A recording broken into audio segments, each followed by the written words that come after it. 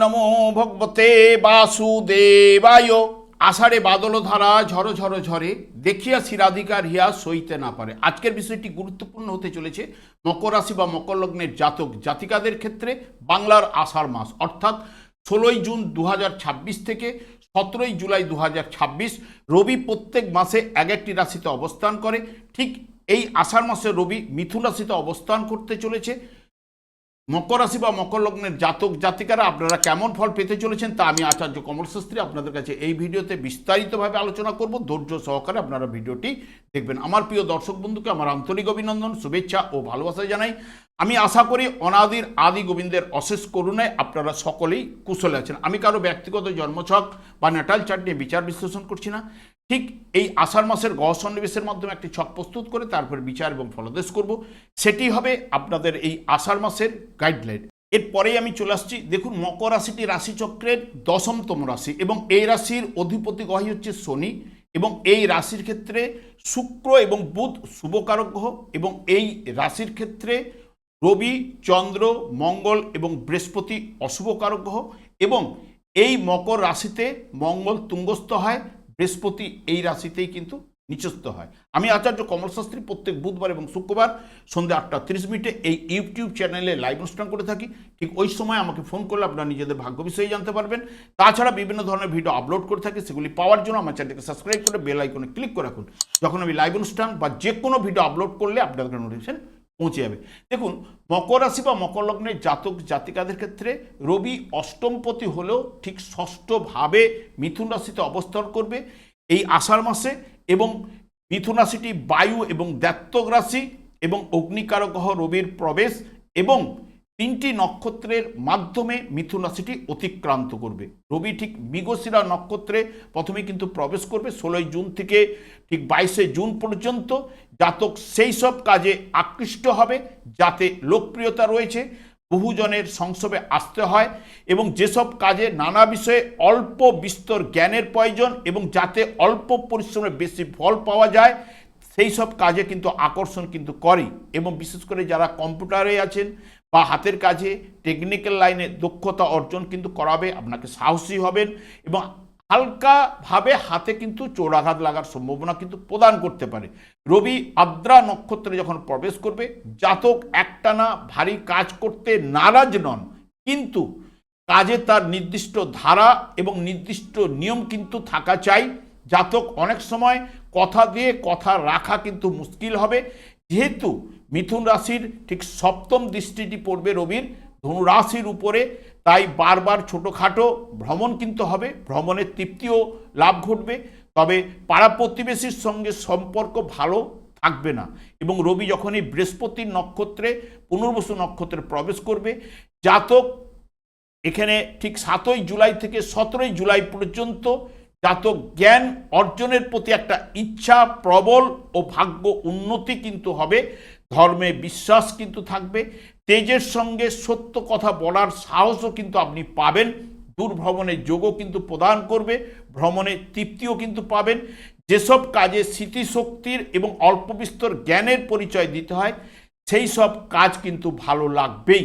এবং বিশেষ করে এই মকর রাশির জাতক জাতিকাদের ক্ষেত্রে যাদের জন্ম আশ্বিন মাসে হয়েছে তাদের কিন্তু রবি কন্যা রাশিতে অবস্থান করছে, যাদের তুলা রাশিতে রবি অবস্থান করছে কার্তিক মাসে যাদের জন্ম হয়েছে নিচস্থ অবস্থায়, এবং যার ফাল্গুন মাসে জন্ম হয়েছে কুম্ভ রাশিতে রবি অবস্থান করছে। জন্মকালীন রবি যদি শুভ বলবান থাকলে এই আষাঢ় মাসে ওই সকল জাতক জাতিকাদের ক্ষেত্রে অতি শুভ প্রভাব কিন্তু বিস্তার ঘটাবে। কারণ কি, দেখুন, কন্যা রাশিতে যার রবি অবস্থান করছে আশ্বিন মাসে যার জন্ম হয়েছে মকর রাশির জাতক জাতিকাদের সেই জন্মকাল রবি থেকে এখন গোচরে 10ম ভাবে অর্থাৎ কর্মভাবে রবি প্রবেশ করেছে এবং যার তুলা রাশিতে রবি অবস্থান করছে ঠিক কার্তিক মাসে যার জন্ম হয়েছে জন্মকালীন রবি থেকে এখন 9ম ভাবে ভাগ্যভাবে প্রবেশ করেছে রবি। যার ফাল্গুন মাসে জন্ম হয়েছে জন্মকালীন রবি ঠিক কুম্ভ রাশিতে অবস্থান করছে, জন্মকালীন রবি থেকে এখন 5ম ভাবে প্রবেশ করেছে। এদের ক্ষেত্রে জন্মকালীন রবি যদি শুভ বলবান থাকলে তাহলে যাবতীয় বিষয়ে উদ্যম লাভ, কর্মলাভের যোগ এবং সাফল্য, আর্থিক উন্নতি এবং পিতার সাহায্যে তার ভাগ্য উন্নতি ঘটতে পারে, পৈতৃক ব্যবসার সঙ্গে সে যুক্ত হতে পারে এবং যাবতীয় পরিকল্পিত কাজকর্মে সাফল্য কিন্তু লাভ ঘটাবে।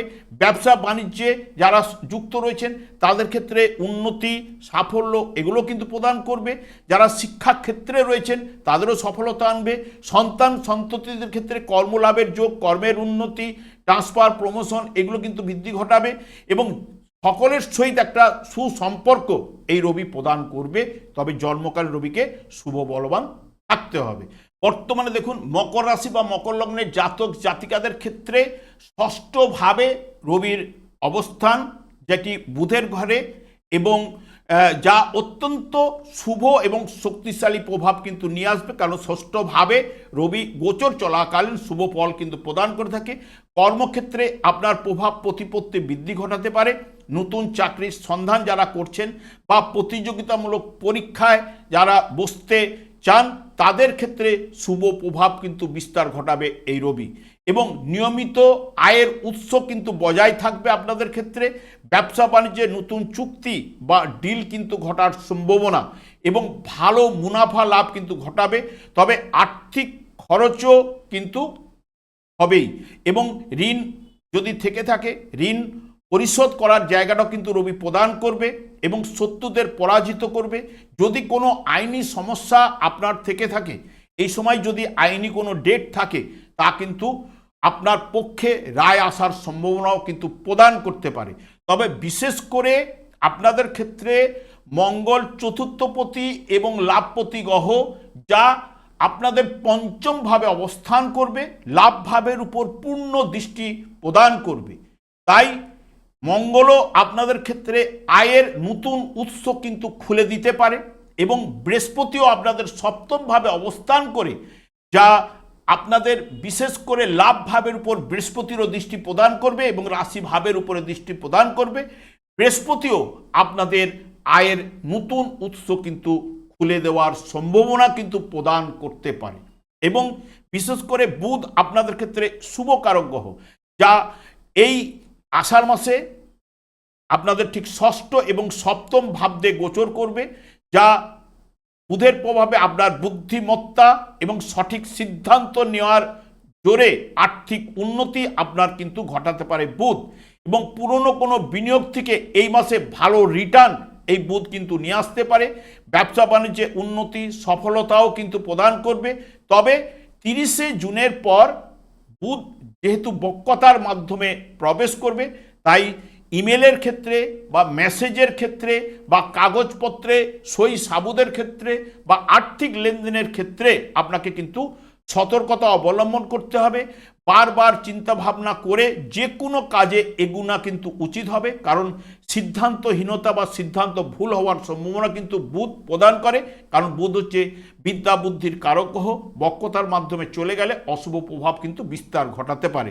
শুক্র আপনাদের ক্ষেত্রে সপ্তম এবং অষ্টম ভাব দিয়ে এই আষাঢ় মাসে কিন্তু গোচর করবে, যা মকর রাশির জন্য শুক্র একটি অত্যন্ত শুভকারক এবং যোগকারক গ্রহ, যেটি আকস্মিক আর্থিক লাভ বা অপ্রত্যাশিত অর্থ পেতে আপনাকে সাহায্য কিন্তু করতে পারে এবং আশাতীত লাভ এবং সম্পদ বৃদ্ধি কিন্তু ঘটাতে পারে। কর্মক্ষেত্রে দারুণ লাভজনক কিন্তু ঘটাবে এবং যারা বিশেষ করে মিডিয়া লাইনের উপরে কাজকর্মের সঙ্গে যুক্ত রয়েছেন তাদের ক্ষেত্রে, সোশ্যাল মিডিয়াতে যারা রয়েছেন তাদের ক্ষেত্রেও কিন্তু শুভ প্রভাব কিন্তু বিস্তার ঘটাবে। দাম্পত্য জীবনের ক্ষেত্রেও আনন্দ এবং বিবাহের যোগও কিন্তু প্রদান করতে পারে শুক্র। শুক্র আপনাদের ক্ষেত্রে পঞ্চমপতি গ্রহ এবং কর্মপতি গ্রহ, যা প্রেম, প্রীতি, ভালোবাসা, দাম্পত্য জীবনে সুখ শান্তি এবং ব্যবসা বাণিজ্যে উন্নতি এবং সফলতা অতি অবশ্যই প্রদান করবে। জন্মকালীন যার শুক্র যদি দেখেন আপনাদের মকর রাশিতে অবস্থান করছিল বা কর্কট রাশিতে যার অবস্থান করছিল, শুক্র অতি শুভ প্রভাব বিস্তার কিন্তু ঘটাবে জন্মকালীন যদি শুক্র শুভ বলবান অবস্থায় যদি থেকে থাকে। এবং মঙ্গলও আপনাদের ক্ষেত্রে বিশেষ করে পঞ্চম ভাবে অবস্থান করবে 21শে জুন থেকে।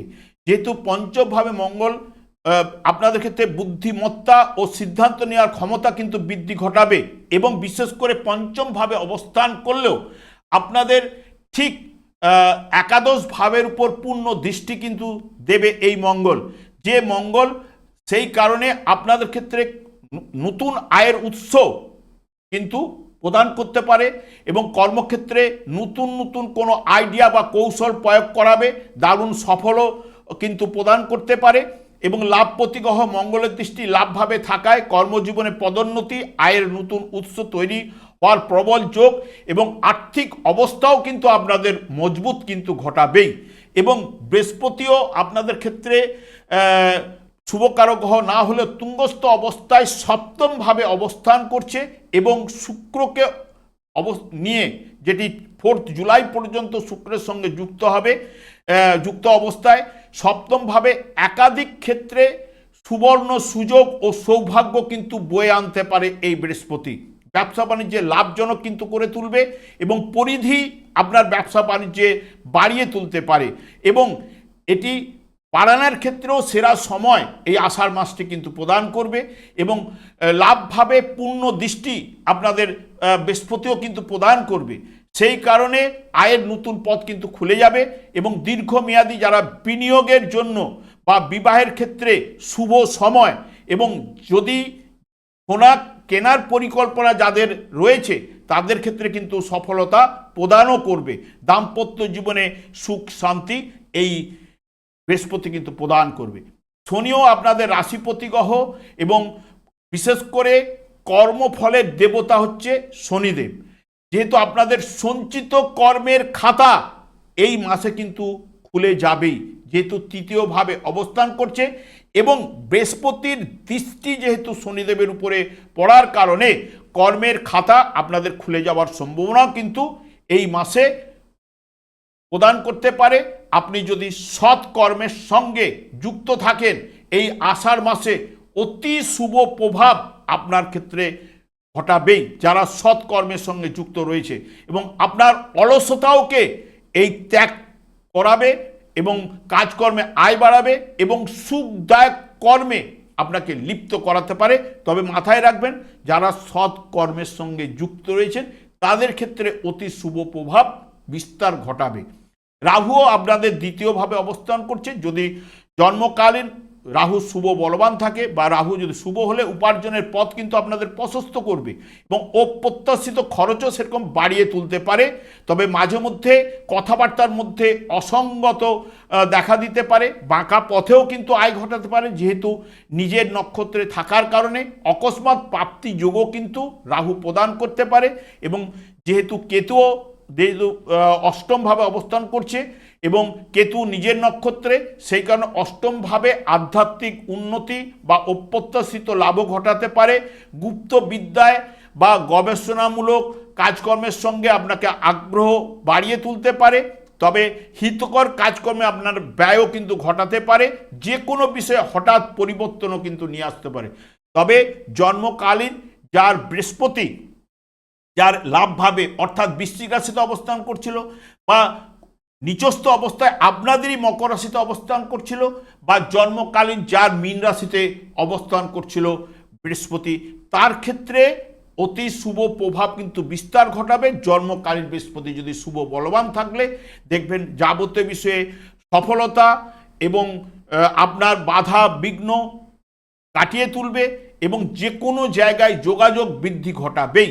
এই যে মঙ্গল আপনাদের ক্ষেত্রে অশুভকারক গ্রহ হলেও জন্মকালীন এই মকর রাশির জাতক জাতিকাদের যার লাভভাবে অবস্থান করছিল, যার বৃষ রাশিতে অবস্থান করছিল জন্মকালীন মঙ্গল, তার ক্ষেত্রে কিন্তু অতি শুভ প্রভাব বিস্তার ঘটাবে। কিন্তু আপনাদের রাশিপতি শনিদেব সেই পূর্বজন্মের কর্ম ফলদেবতা যিনি, তিনি যদি দেখেন জন্মকালীন যার মীন রাশিতে অবস্থান করছিল বা আপনাদেরই ঠিক পঞ্চমভাবে বৃষ রাশিতে যার অবস্থান করছিল বা যার ভাগ্যভাবে কন্যা রাশিতে অবস্থান করছিল, ধনু রাশিতে যার অবস্থান করছিল মকর রাশির জাতক জাতিকারা, তার ক্ষেত্রে শনিদেব কিন্তু শুভ প্রভাব কিন্তু বিস্তার ঘটাচ্ছে না, বারবার বাধা বিঘ্ন কিন্তু উপস্থিত করছেই। একটি বাধা কাটার পরে আরেকটি বাধা এসে উপস্থিত হচ্ছে। আমি সেই কারণেই বারবার শনিদেবকেই সন্তুষ্ট করার কথা বলে থাকি, কারণ কলিযুগটি শনি এবং রাহুর দ্বারাই পরিচালিত এবং আমাদের 4টি যুগ রয়েছে। 4টি যুগে 4টি যুগধর্ম থাকলেও কলিযুগে যুগধর্ম হচ্ছে হরেকৃষ্ণ মহামন্ত্র। এই হরেকৃষ্ণ মহামন্ত্র দিনরাত্রি জপ করার কারণে শনিদেব তার স্ত্রীর দ্বারা অভিশাপ প্রাপ্ত হয়েছিলেন। সেই কারণে যখনই আপনি কলিযুগে যুগধর্ম হরেকৃষ্ণ মহামন্ত্র পাঠ করবেন, আপনার জীবনটা আস্তে আস্তে বদলাবেই। এটুকু জোর দিয়ে বলতে পারি, আপনারা করুন, আপনার জীবন কিন্তু বদলাতে বাধ্য। আমি আর দীর্ঘায়িত না করে, আমি আচার্য কমল শাস্ত্রী প্রত্যেক বুধবার এবং শুক্রবার সন্ধ্যা 8:30 এই ইউটিউব চ্যানেলে লাইভ অনুষ্ঠান করে থাকি। ঠিক ওই সময় আমাকে ফোন করলে আপনারা নিজেদের ভাগ্য বিষয়ে জানতে পারবেন। তাছাড়া বিভিন্ন ধরনের ভিডিও আপলোড করে থাকি, সেগুলি পাওয়ার জন্য আমার চ্যানেলকে সাবস্ক্রাইব করে বেল আইকনে ক্লিক করে রাখুন। যখন আমি লাইভ অনুষ্ঠান বা যে কোনো ভিডিও আপলোড করলে আপনাদেরকে নোটিফিকেশন পৌঁছে যাবে। আমি অনাদি গোবিন্দের প্রার্থনা করি আপনারা ভালো থাকুন, সুস্থ থাকুন, আনন্দে থাকুন। আজ এই পর্যন্ত, পরে ভিডিও দেখা হচ্ছে। নমস্কার।